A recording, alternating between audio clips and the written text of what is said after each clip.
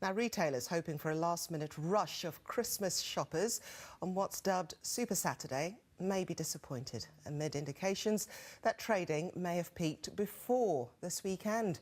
Well, footfall reportedly rose by over 10% this Thursday and Friday. That's according to the retail data analyst Springboard. Friday is typically the busiest day as people tend to use Saturday to travel. Well, we're going to speak to the consumer and retail expert, Kate Hardcastle, who joins us from Leeds. Thank you for joining us here on BBC News. So just take us through the indications as you know so far. Well, I was out last week on Saturday to see the state of the high street, and last Saturday was really challenging for the high street. This is for a lot of different reasons. We know this Black Friday discounting period has really affected the Christmas calendar. So in the run-up to Christmas, retailers would normally be doing so well, they'd be in good profit and enjoying the Christmas period. But since Black Friday, the challenge of online, a lot of retailers have moved into a discount period from November, and they're keeping that discount period. So it's a real challenge to get people encouraged back out into store. The reason we tend to see footfall increase this weekend, it tends to be the people who've left it till last minute. That might be for lots of different reasons, including just cash flow. They might have only just been paid and have the cash to be able to go out and buy presents and food. All the same, it's not going to be the same as Christmas ever was on the high street. It is going to see generally footfall dipping because we're spending at least 20% of our cash online. Yeah, and how do retailers balance the fact that many shoppers now just buy a token present and save their hard-earned cash for the post-Boxing Day sales? And this is absolutely right. Not only have we got sales averaging around 40–50% at the moment, expected to rise again to 60% plus on Christmas Eve.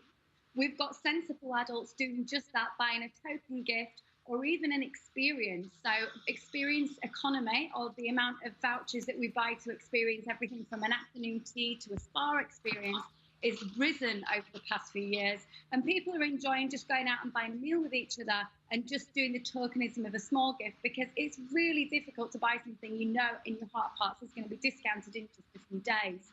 A lot of adults having conversations as well about gifting after the big day so that they can all save money and get more for their cash. We've got very savvy consumers, and that's led again to big challenges for retailers, not just offline, but as we've heard this week with the likes of the fashion chain ASOS, actually online challenges as well, because we're just not buying as much stuff as we used to.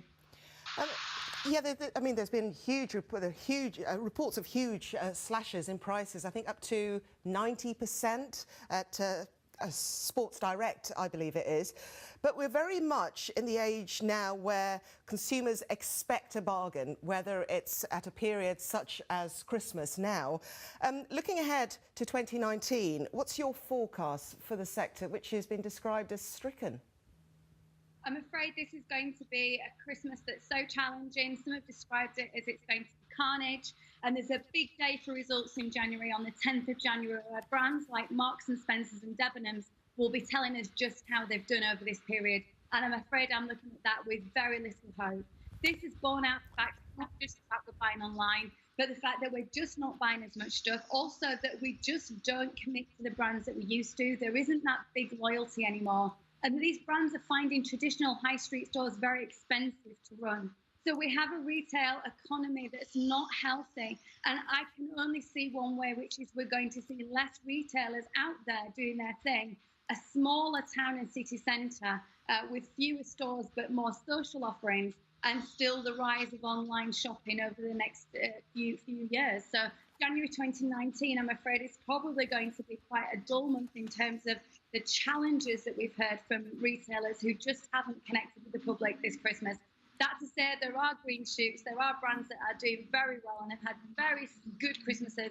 They tend to be at the discount side of life or the more luxurious side of life. So it's that middle of the apple core that's been eroded and eaten away. OK, Kate Hardcastle, we'll leave it there. Thank you very much.